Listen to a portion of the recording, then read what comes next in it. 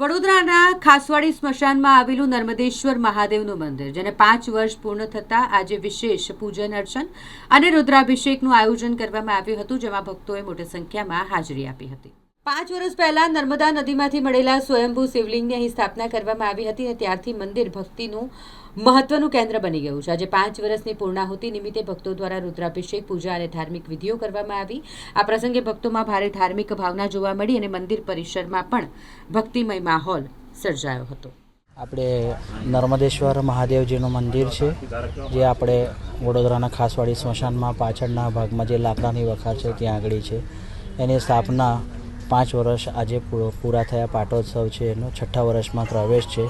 એટલે નવગ્રહની હાજરીમાં આખો અભિષેક અને હવે હવન આગળ અમે લોકો કરીશું, એ પૂજન કરી રહ્યા છીએ. કેમ લાગ્યું ખાસવાડીમાં શિવલિંગની સ્થાપના કરવી? કેવી રીતે વિચાર આવ્યો? શું શિવલિંગની સ્થાપના ખાસવાડીમાં એટલે સ્મશાનની અંદર જો વાત કરીએ આપણે તો રુદ્રની ભૂમિ એટલે સ્મશાન એ મહાદેવજીની ભૂમિ કહેવાય. એમનો ત્યાં આગળ વાસ હોય છે. એટલે ત્યાં આગળ મહાદેવજીને પિંડ સ્વરૂપે પૂજન થવું એ જરૂરી છે. એમનો વાસ હોય, પણ આપણે એક માધ્યમ તરીકે આપણે પિંડને ક્યાં પૂજા કરીશું? ભગવાન જો મૂર્તિ હોય, કોઈ માધ્યમ હોય, એવી રીતે આપણે પિંડ છે મહાદેવજીનું, એમની સ્થાપના કરી અને એમના માધ્યમથી આપણે ભગવાનનું પૂજન કરતા. આજે શું ખાસ પૂજા આપે રાખી હતી? કેટલા લોકો જોડાયા હતા?